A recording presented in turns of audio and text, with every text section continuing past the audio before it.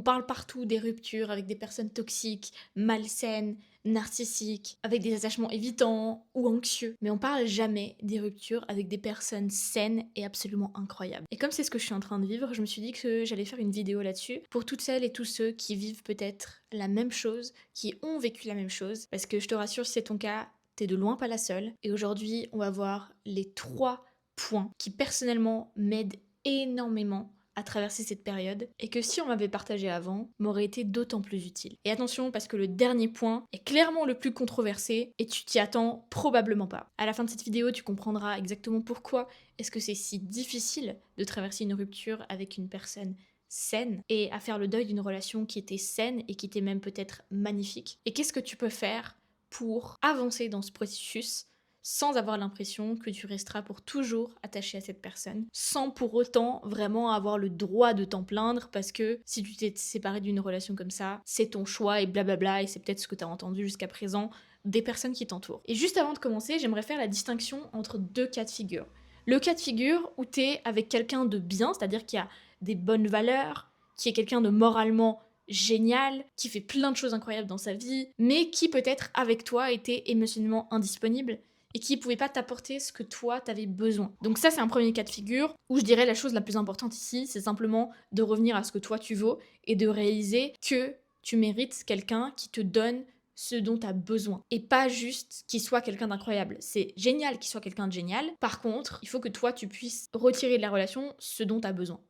Et le deuxième cas de figure, c'est le cas de figure où finalement on n'a rien à redire à la personne parce que non seulement c'est une personne géniale moralement, à l'extérieur et tout, et c'est aussi une personne géniale dans la relation qui est disponible émotionnellement, qui t'apporte ce dont tu as besoin, etc. Et déjà juste de distinguer ces 2 cas de figure va te permettre de mieux vivre cette séparation. Et le premier point que j'ai envie d'aborder ici, c'est que dans une rupture comme celle-là, il n'y a pas forcément de raison évidente à la séparation comme une trahison, des manques de respect à répétition, une incompatibilité totale ou pire encore de la violence, que ce soit verbale, psychologique ou physique. Parfois, c'est juste une différence de valeur qui au début était quasiment imperceptible et qui au fil du temps, quand on grandit ensemble, quand on évolue, se fait de plus en plus évidente. Une différence dans les visions du monde que chacun a ou que chacun a petit à petit construit. Et c'est particulièrement le cas ici quand on parle de relations long terme qui sont saines et qui pourtant arrivent à leur fin. Ça peut être des différences dans la façon dont chaque personne envisage son futur et le fait que peut-être la vision d'un interfère complètement avec la vision de l'autre. Ou ça peut être que ce que chacun a besoin maintenant pour son évolution ne coïncide plus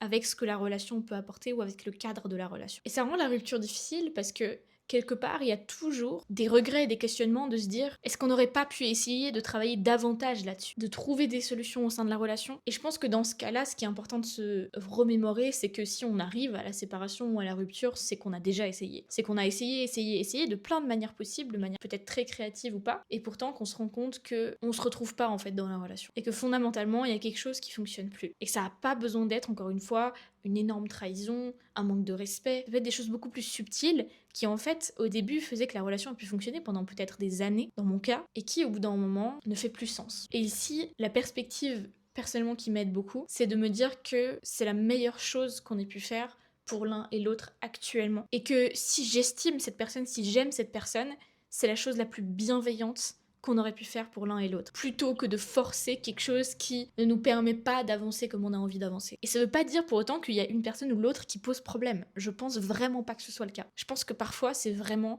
une question de réaliser au bout d'un certain temps qu'on a des visions différentes, qu'on a peut-être des valeurs qui diffèrent, ou qu'on a des besoins tout simplement qui diffèrent et qui coïncident pas avec la relation actuellement. Et donc pourquoi est-ce que ce cas de figure est beaucoup plus dur que de quitter quelqu'un de toxique? C'est parce qu'il n'y a pas de colère fondamentalement qui est possible. Dire qu'on peut pas avoir ce bouclier un peu émotionnel, parce que la colère finalement c'est un bouclier qui permet pas mal de se protéger de la vraie douleur derrière, de perte, de deuil, de tristesse. Ici, il n'y a pas cette première étape de colère parce qu'il n'y a rien contre lequel on peut être en colère. En tout cas, dans mon cas, j'ai rien à lui reprocher, il n'y a rien qui s'est mal passé. De A à Z dans la relation, je me suis sentie incroyablement bien. Bien sûr qu'il y avait des petites choses ça et là, mais je veux dire fondamentalement, j'ai rien auquel je pourrais me dire ah non, alors ça c'est vraiment pas possible. On n'arrive jamais en fait au stade où là où dans une relation toxique, au bout d'un moment on se dit mais ouf en fait. Heureusement que j'ai quitté cette relation, je l'ai échappé belle parfois. Parce que finalement, fondamentalement, la relation n'était pas toxique. Et donc quelque part, j'ai peut-être pas encore le recul pour le dire,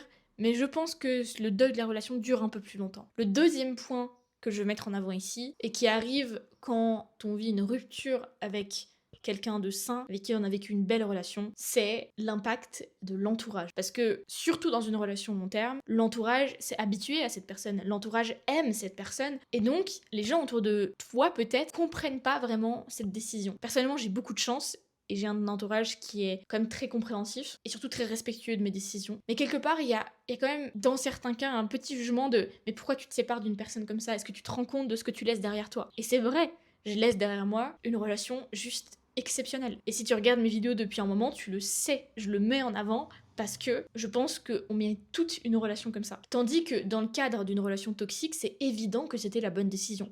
Dans le cadre d'une relation toxique où la personne en face n'était pas saine, où la dynamique était toxique en elle-même, c'est logique que c'était la bonne décision à prendre que de quitter la personne, ou alors, peu importe, même si c'est pas ta décision, on va te soutenir là-dedans, on va te rassurer, on va te dire mais oui, mais tu sais que c'était la bonne décision, que c'était la meilleure chose à faire. En fait, on te félicite quelque part, on te rassure quand tu vis une rupture avec une relation toxique, avec quelqu'un de toxique, là où, dans une rupture avec quelqu'un de sain, on te regarde plutôt avec des yeux en mode « what ?» Enfin, pourquoi? Et ici, pour moi, la chose la plus importante, et c'est la posture que je prends actuellement, c'est que pour moi, j'ai pas besoin de me justifier. C'est-à-dire que c'est important de faire confiance en ta décision, en votre décision. Dans mon cas, c'était une décision commune. Les personnes qui t'entourent n'étaient pas dans la relation. Les personnes qui t'entourent ne connaissent pas les détails subtils de la relation, et finalement, c'est pas leur problème. Et je le vois vraiment comme ça, où je veux bien expliquer rapidement. Maintenant, je considère que c'est ma décision, enfin notre décision, et que finalement, si je suis en accord avec ça, j'ai pas besoin que le monde entier le soit avec moi. Le troisième point, qui est un avantage en réalité dans une rupture avec quelqu'un de sain, qui ne peut pas être le cas avec une rupture dans le cadre d'une relation toxique, c'est ce que ça t'apporte d'avoir été et d'avoir aimé quelqu'un de bien, quelqu'un de sain, et d'avoir vécu une relation comme ça. Parce que je t'assure que maintenant que pendant plusieurs années j'ai vécu une relation comme ça, mon standard de relation, il est 100 000 fois plus haut que avant cette relation. Et je sais de quoi je suis capable dans une relation, je sais le genre de relation que je suis capable de créer, parce que même si peut-être cette relation a dû se terminer, tout ce que j'ai appris au sein de la relation, et en réalité ce que je transmets encore à mes clientes, c'est valable pour le restant de ma vie. Ça s'arrête pas avec la relation. Je me contenterai jamais de moins que ça. Et je peux vous dire que le standard est suffisamment haut. Encore une fois, si tu connais ma chaîne, si tu connais le contenu que je faisais, et tu peux aller le regarder, dans cette relation, je me sentais chouchoutée, traitée comme une reine, ultra en sécurité, complètement moi-même, et je sais que j'accepterai jamais moins que ça. Et ça m'a même permis en réalité de m'habituer finalement à ce standard de relation, là où au tout début de la relation, j'avais l'impression que je le méritais pas, que c'était trop beau pour être vrai. Maintenant, c'est plus du tout le cas. Et avec le fait de peut-être prendre la décision de mettre fin à une belle relation, vient aussi la capacité à se faire confiance à soi, qui je pense est un peu next level comparé à n'importe quelle autre décision, parce que quand tu dois prendre la décision ou accepter le fait que c'est la meilleure chose à faire, tu dois avoir un niveau de confiance en ton intuition, ce qui était mon cas, et en la vie, pour te dire cette relation comme elle est maintenant se termine, et pour autant ce qui va suivre va être encore meilleur, parce que je me fais confiance. Et de travailler ce niveau de confiance en soi, je peux te garantir que ça va avoir un énorme impact dans ta vie, au-delà de tes relations. Parce que c'est le fait de se faire confiance à soi, même quand de l'extérieur ou logiquement, ça fait aucun sens. Logiquement, pour ton entourage, ça fait peut-être aucun sens que de mettre fin à une telle relation. Pourtant, si toi tu sais que ça fait sens pour toi et que c'est la meilleure chose à faire, te faire confiance, c'est de 1 la meilleure option, et de 2 celle qui va renforcer ton sens de je sais ce qui est bon pour moi et je me fais confiance là-dedans, même si de l'extérieur ça fait pas forcément sens. Et finalement, le troisième point, qui est peut-être celui qui va faire le plus de controverses, mais qui est juste selon moi, c'est que je pense pas que ce soit possible d'arriver au stade où tu vas plus rien ressentir pour la personne. Et je pense pas que ce soit le fait de ne plus rien ressentir pour elle qui détermine le fait de si t'es passé à autre chose ou pas. Parce que je suis convaincue, et c'est le cas aussi pour d'autres personnes dans ma vie avec qui j'ai plus contact ou de qui je me suis séparée, de garder une place dans ton cœur pour cette personne. Et pour autant, d'aimer quelqu'un d'autre, de nouveau, pleinement. Les deux peuvent coexister. Peut-être que ça en revient justement à se donner la permission d'aimer ce partenaire avec qui t'as été pendant des années, d'aimer ton ex quelque part indéfiniment. Ça veut pas dire bien sûr de la même manière que ça a été pendant la relation, on est bien d'accord, mais ça veut simplement dire que je pense pas que le but ce soit de complètement éliminer cette personne de ton cœur. Parce que quand on a vécu une relation autant belle, qui était saine, où on respecte l'autre, où on a de l'estime pour l'autre, où on a vécu des choses super belles, géniales. Je vois pas en quoi on devrait complètement supprimer cette personne de notre cœur, parce que pour moi, c'est comme si on fait le deuil de quelqu'un qui est décédé, qui est mort. Pourquoi est-ce qu'on voudrait ne plus jamais l'aimer? Est-ce que ça veut dire que si on aime quelqu'un, ou si on lui laisse une place dans son cœur, on peut pas aimer quelqu'un d'autre? Je pense pas. C'est ma perspective, parce que je le considère comme un deuil, et dans un deuil, on dit pas à la personne, tu dois plus jamais aimer cette personne, tu dois vraiment faire comme si elle a disparu, etc. Non. Et je pense que dans le cadre d'une rupture, d'une relation saine, de quelqu'un de sain, de quelqu'un d'incroyable en réalité, c'est le cas. Bref, voilà les points principaux qui selon moi sont importants à considérer quand on vit une rupture avec quelqu'un de fondamentalement bien, à qui on n'a rien à reprocher concrètement. Alors si cette vidéo t'a parlé, dis-moi en commentaire ce qui a le plus résonné. Oublie pas de t'abonner, de mettre un petit like. Et si tu m'écoutes sur le podcast, de mettre 5 étoiles pour que d'autres personnes qui soient dans la même situation puissent aussi découvrir cet épisode. Et si t'as envie de voir d'autres épisodes sur le même sujet, dis-moi également en commentaire pour que je sache. Et moi je te dis à très bientôt pour une prochaine vidéo.